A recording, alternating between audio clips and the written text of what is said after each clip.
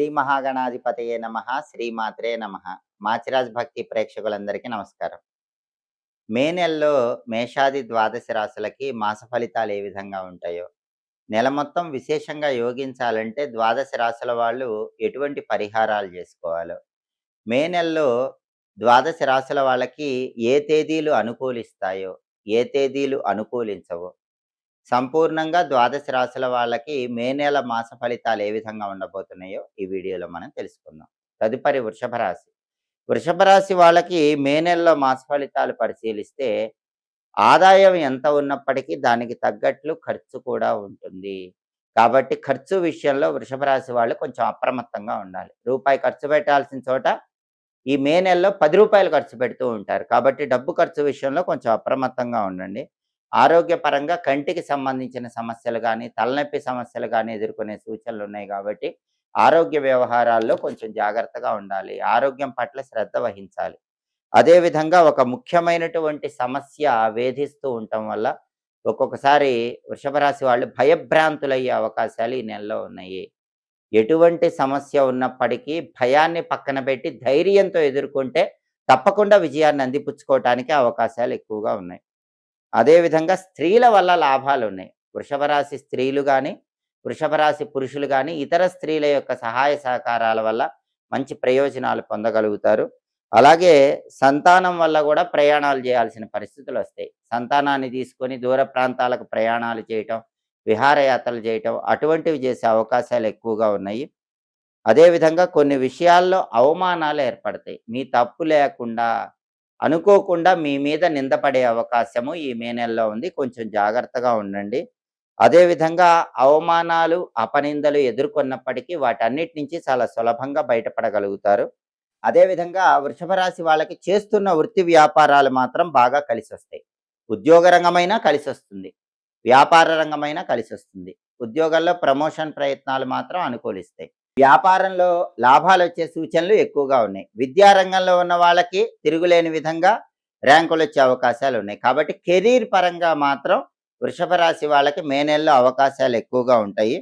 అదేవిధంగా ప్రారంభంలో కొన్ని అవాంతరాలు ఎదురైనప్పటికీ మళ్ళీ మాసం మధ్యలోకి వచ్చేసరికి అనుకూల ఫలితాలు ఎక్కువగా ఉంటాయి. ప్రతి విషయంలో కూడా విజయం మిమ్మల్నే వరిస్తుంది కాబట్టి దిగులు పడాల్సిన అవసరం లేదు. మాసం ప్రారంభంలో మాత్రమే అకారణ అవమానాలు, అకారణ నిందలు, ప్రయాణాల పరంగా ఇబ్బందులు, ఆరోగ్య సమస్యలు ఇవన్నీ కనిపిస్తున్నప్పటికీ మాసం మధ్యలోకి వచ్చేసరికి అంటే ద్వితీయార్థంలోకి వచ్చేసరికి అన్నీ కూడా అద్భుత ఫలితాలే కనిపిస్తాయి. చేస్తున్న ప్రతి పనిలో కూడా మీకు విజయం వరిస్తుంది. కుటుంబ జీవితం ఆనందదాయకంగా ఉంటుంది. కుటుంబంలో విభేదాలన్నీ సమసిపోతాయి. ప్రతి పనిలో కూడా ఆనందాన్ని అందిపుచ్చుకోగలుగుతారు. అదేవిధంగా వృషభ రాశి వాళ్ళకి మే నెలలో కలిసొచ్చే తేదీలు పరిశీలిస్తే 3, 11, 13, 17, 21, 28, 30, 31 ఈ తేదీలు బాగా కలిసొస్తాయి. కలిసి రాని తేదీలు మే నెలలో వృషభ రాశి వాళ్ళకి 6, 8, 15, 19, 24, 25, 26 అనుకూల తేదీల్లో ముఖ్యమైన పనులన్నీ చేసుకోండి. ప్రతికూల తేదీల్లో ఎలాంటి పనులు చేయకండి.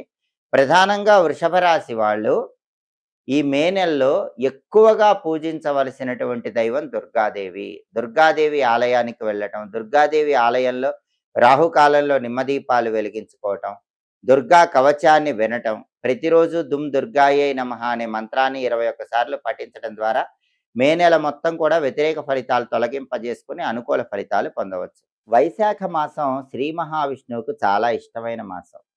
ఎందుకంటే వైశాఖ మాసాన్ని మాధవ మాసం అనే పేరుతో కూడా పిలుస్తారని పురాణాల్లో చెప్పారు. అందుకే విష్ణుమూర్తికి ఎంతో ఇష్టమైన వైశాఖ మాసంలో ఎవరైతే ప్రతిరోజు ఇంట్లో దీపారాధన చేశాక ఓం మాధవాయ నమః, ఓం మధుసూదనాయ నమః ఈ 2 నామాలు వీలైనన్ని సార్లు చెబుతారో వాళ్ళు విష్ణుమూర్తి అనుగ్రహానికి చాలా సులభంగా పాత్రులవుతారు. వైశాఖ మాసం అంటేనే దానానికి ప్రాధాన్యత ఉన్న మాసం. ఎందుకంటే కార్తీక మాసం అంటే దీపాలకు ప్రాధాన్యత ఉన్న మాసం. మాఘమాసం అంటే స్నానానికి ప్రాధాన్యత ఉన్న మాసం. వైశాఖ మాసం అంటే దానానికి ప్రాధాన్యత ఉన్న మాసం. వైశాఖ మాసంలో ఎవరైనా సరే ఎండలో తిరిగి వచ్చిన వాళ్ళకి నీళ్లు అందించి వాళ్ళ దాహం తీర్చి విసనకర్రతో విసిరినట్లయితే 10,000 అశ్వమేధ యాగాలు చేసిన ఫలితం కలుగుతుంది. ముల్లోకాలలో ఉన్న అన్ని పుణ్యతీర్థాలలో స్నానం చేసిన ఫలితం కలుగుతుంది. త్రిలోక సంచారం చేసిన ఫలితం కలుగుతుంది. అందుకే వైశాఖ మాసంలో తప్పకుండా ఒక్కసారైనా ఎండలో తిరిగి వచ్చిన వాళ్ళకి విసనకర్రతో విసిరి మంచినీళ్ళు అందించండి. ఈ మాసంలో జలదానం అద్భుతమైన ఫలితాలు ఇస్తుంది. అలాగే పితృశాపాలు జాతకాల్లో ఉన్నవాళ్ళు ఆ పితృశాపాలు పోగొట్టుకోవాలంటే పానకం నిండిన కుండ ఈ మాసంలో ఎవరైనా బ్రాహ్మణుడికి దానం ఇవ్వాలి. అలాగే మామిడి పళ్ళు దానం ఇచ్చినా కూడా పితృదేవతల అనుగ్రహం వల్ల కుటుంబంలో ఉన్న సమస్యలన్నీ తొలగిపోతాయి. పరమ పవిత్రమైనటువంటి వైశాఖ మాసంలో ఎవరైనా సరే గొడుగు కానీ పాదరక్షలు కానీ దానం ఇచ్చినట్లయితే తర్వాతి జన్మలో రాజుగా పుడతారు, చక్రవర్తిత్వం లభిస్తుంది. అంటే ఉన్నత స్థాయి జీవితాన్ని పొందగలుగుతారు. బెల్లం కానీ సొరకాయ కానీ వైశాఖ మాసంలో దానం ఇస్తే సమస్త పాపాల నుంచి చాలా సులభంగా బయటపడవచ్చు. వైశాఖ మాసం అంటేనే దానానికి ప్రాధాన్యత ఉన్న మాసం. అందుకే ఈ మాసంలో వీలైనప్పుడల్లా వీలైన వస్తువులు దానం ఇస్తూ ఉండండి. సమస్త శుభ ఫలితాలు చేకూరతాయి. విష్ణుమూర్తికి ఎంతో ఇష్టమైన వైశాఖ మాసంలో ప్రతిరోజు విష్ణుమూర్తిని చందనంతో పూజించాలి. చందనం స్వామివారికి సమర్పించాలి. చందనం బొట్టు అలంకరణ చేయాలి. దానివల్ల విష్ణుమూర్తి ఆర్థికంగా అదృష్టం కలిగేలాగా చేస్తాడు. అలాగే ఏ ఇంట్లో వాళ్ళైతే పరమ పవిత్రమైన వైశాఖ మాసంలో ప్రతిరోజు కూడా రావి చెట్టుకు కొన్ని ప్రదక్షిణలు చేసి నీళ్లు పోస్తారో వాళ్ళ ఇంట్లో లక్ష్మీనారాయణులు సంపూర్ణమైన అనుగ్రహాన్ని కలిగింపజేస్తారు. కాబట్టి ఈ మాసంలో వీలైనప్పుడల్లా రావి చెట్టు దగ్గరికి వెళ్ళండి, నీళ్లు పోయండి, రావి చెట్టుకు ప్రదక్షిణలు చేయండి. దానివల్ల అద్భుతమైన ఫలితాలు కలుగుతాయి. అలాగే ఈ మాసంలో తులసి కోటకు ప్రదక్షిణలు చేస్తే కూడా చాలా మంచిది. తులసి మాత సంపూర్ణమైన అనుగ్రహం కలుగుతుంది. ఓం బృందావన్యై నమః అని జపిస్తూ వైశాఖ మాసంలో తులసి కోటకు ప్రదక్షిణలు చేయాలి. అలాగే వైశాఖ మాసంలో మర్రి చెట్టుకు ప్రదక్షిణలు చేస్తే కూడా చాలా అద్భుతమైన ఫలితాలు కలుగుతాయి. కెరీర్ పరంగా ఉన్నత స్థాయికి చేరాలంటే విష్ణుమూర్తికి ఇష్టమైన వైశాఖ మాసంలో మర్రి చెట్టు చుట్టూ వీలైనప్పుడల్లా వీలైనన్ని ప్రదక్షిణలు చేయాలి. మర్రి చెట్టు, తులసి మొక్క, రావి చెట్టు ఈ మూడింటికి వైశాఖ మాసంలో ఎవరైతే ప్రదక్షిణలు చేస్తారో ఈ 3 చెట్లను పూజిస్తారో వాళ్ళు సర్వ సంపదలను పొందవచ్చు. అలాగే విష్ణుమూర్తికి ఎంతో ఇష్టమైనటువంటి వైశాఖ మాసంలో శివుడికి సంతతధార అభిషేకం చేస్తే శివకేశవుల అనుగ్రహం ఏకకాలంలో పొందవచ్చు. సంతతధార అభిషేకం అంటే అంతరాయం లేకుండా శివలింగం పైన ఒక పాత్ర లాంటిది ఏర్పాటు చేసి లేదా ఒక గిన్నె లాంటిది ఏర్పాటు చేసి దానిలో నీళ్లు పోస్తూ అందులో ఉన్న నీళ్లు నిరంతరాయంగా శివలింగం మీద పడుతూ అభిషేకం జరిగేలా ఏర్పాటు చేయాలి. దీన్ని సంతత జలాభిషేకం అనే పేరుతో పిలుస్తారు. ఇటువంటి అభిషేకం విష్ణుమూర్తికి ఇష్టమైన వైశాఖ మాసంలో చేస్తే శివకేశవులు ఇద్దరి అనుగ్రహానికి ప్రతి ఒక్కరూ సులభంగా పాత్రలు కావచ్చు. ఈ ప్రత్యేకమైన దానాలు ఇచ్చుకోండి, ఇలా విష్ణుమూర్తిని పూజించండి. వైశాఖ మాసంలో గృహ నిర్మాణం ప్రారంభిస్తే ధనలాభం కలుగుతుందని మత్స్య పురాణంలో చెప్పారు. అలాగే ఈ మాసంలోనే అక్షయ తృతీయ పర్వదినం వస్తుంది. చాలా శక్తివంతమైన రోజు వైశాఖ శుక్ల తదియ.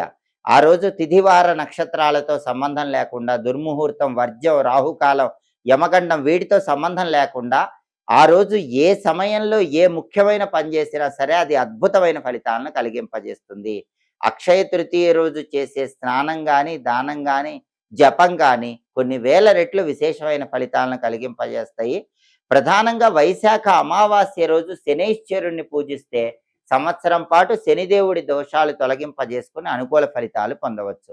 వైశాఖ అమావాస్య శనైశ్వరుడికి ఎంతో ప్రీతిపాత్రమైన రోజు.